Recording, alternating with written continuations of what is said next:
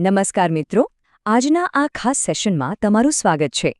આજે આપણે એન્જિનિયરિંગની દુનિયાના એક એવા ટોપિક પર વાત કરવાના છીએ જે ખૂબ જ ક્રિટિકલ છે. આપણે વાત કરીશું મોટા અને અત્યંત મોંઘા ઓલ્ટરનેટર્સની સુરક્ષા વિશે. જ્યારે પરિસ્થિતિ અચાનક બગડે ત્યારે આ મહાકાય મશીનોને બળી જતા કેવી રીતે બચાવવા? તો ચાલો સીધા જ આ રસપ્રદ વિષયમાં ડાઇવ કરીએ અને તેને વિગતવાર સમજીએ. હવે જરા વિચારો, શું થાય જ્યારે એક વિશાળ ઓલ્ટરનેટર પોતાનું સંતુલન એટલે કે બેલેન્સ ગુમાવી દે?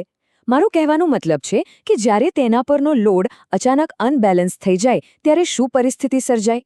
જુઓ, આ કોઈ નાની સૂની ખામી નથી. કરોડોની કિંમતની મશીનરી માટે આ એક બહુ મોટો અને સીધો ભૌતિક ખતરો છે. જો આ અનબેલેન્સને સમયસર ઓળખીને અટકાવવામાં ન આવે ને તો આખી ઇલેક્ટ્રિકલ સિસ્ટમ પત્તાના મહેલની જેમ ધરાશાયી થઈ શકે છે. આ જ સમસ્યાનો સચોટ ઉકેલ આપણને મૂળ લખાણના સેક્શન 4.1.9માં જોવા મળે છે, જેનું ટાઇટલ છે negative phase sequence protection against unbalanced load. હવે સાંભળવામાં આ નામ કદાચ થોડું ભારેખમ અને ટેકનિકલ લાગી શકે છે, પણ ચિંતા ન કરો, આપણે આને એકદમ સિમ્પલ ભાષામાં ડીકોડ કરીશું.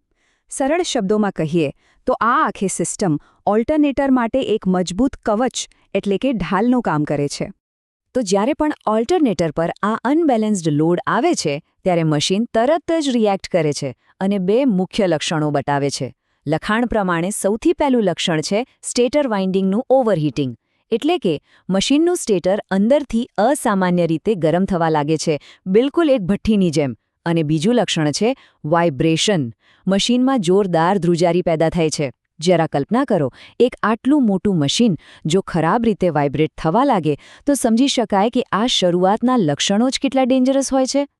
પણ સાચી મુશ્કેલી તો મશીનની અંદર છુપાયેલી હોય છે, જે આપણને બહારથી દેખાતી નથી. મૂળ સ્ત્રોતમાં એક નેગેટિવ સિક્વન્સ કોમ્પોનન્ટ વિશે વાત કરવામાં આવી છે. આ શું છે? આ એક બીજું અદૃશ્ય અને અત્યંત ખતરનાક મેગ્નેટિક ફિલ્ડ છે, જે અનબેલેન્સ થવાને કારણે અંદર પેદા થાય છે.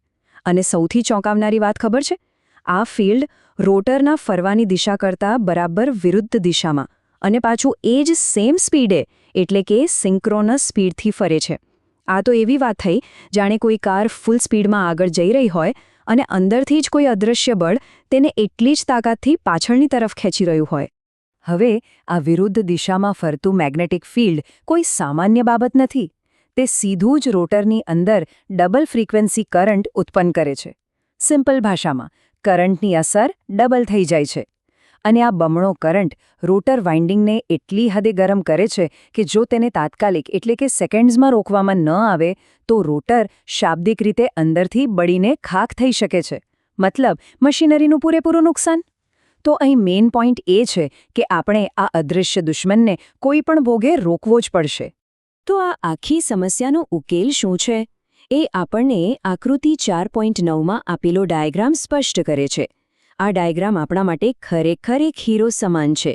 આ એ સર્કિટ ડાયાગ્રામ છે જે બતાવે છે કે અનબેલેન્સ્ડ લોડની આ જીવલેણ સ્થિતિમાં આપણે ઓલ્ટરનેટરને કેવી રીતે સેફ રાખી શકીએ. ચાલો આપણે આ ડાયાગ્રામની મદદથી એ બચાવ કામગીરીના આખા રસ્તાને ટ્રેસ કરીએ, જેથી આપણને ખ્યાલ આવે કે એન્જિનિયરોએ મશીનને બચાવવા માટે કેવો જોરદાર અને સ્માર્ટ રસ્તો કાઢ્યો છે. જો આપણે ડાયાગ્રામમાં ડાબેથી જમણે તરફ નજર કરીએ તો આ આખી લોજિકલ સિક્વન્સ એકદમ ક્લિયર થઈ જશે. સૌથી પહેલાં, જ્યારે ઓલ્ટરનેટરમાં અનબેલેન્સ્ડ લોડ આવે છે ત્યારે સર્કિટમાં જોડાયેલા કરંટ ટ્રાન્સફોર્મર, જેને અહીં CT2 તરીકે બતાવ્યા છે, તે તરત જ પેલા વિરુદ્ધ દિશામાં ફરતા ડેન્જરસ નેગેટિવ સિક્વન્સને પકડી પાડે છે. આ સિગ્નલ સીધું નીચે રહેલા નેગેટિવ ફેઝ સિક્વન્સ રિલેને જાય છે. આ રિલે એકદમ સ્માર્ટ ફિલ્ટરની જેમ કામ કરે છે. જેવું ત્યાં ભયાનક કરંટને ઓળખે છે તે તરત જ એક્ટિવ થાય છે અને સર્કિટ બ્રેકર એટલે કે CBને ટ્રિપ કરી દે છે. બસ આટલું થતાં જ કનેક્શન કપાઈ જાય છે અને આપણું મોંઘુદાટ ઓલ્ટરનેટર બચી જાય છે.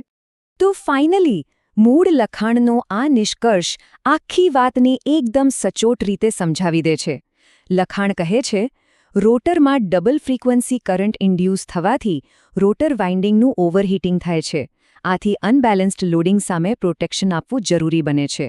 જુઓ, આ કોઈ ઓપ્શનલ વસ્તુ નથી, પણ એન્જિનિયરિંગની એક બેઝિક અને અત્યંત આવશ્યક જરૂરિયાત છે. જો તમે ઇલેક્ટ્રિકલ સિસ્ટમ સાથે જોડાયેલા છો તો આ સર્કિટ અને તેની પાછળનું વિજ્ઞાન સમજવું ખરેખર બહુ જ અગત્યનું છે. મને ખાતરી છે કે આજના આ સેશનથી આ જટિલ લાગતી સિસ્ટમ તમને એકદમ સરળતાથી સમજાઈ ગઈ હશે. તો જતાં વિચારવા જેવી વાત એ છે કે શું તમારી આસપાસ કામ કરતા મોટા મશીનામાં આ પ્રકારની યોગ્ય સુરક્ષા છે ખરી? ફરી મળીશું એક નવા અને આવા જ રસપ્રદ વિષય સાથે.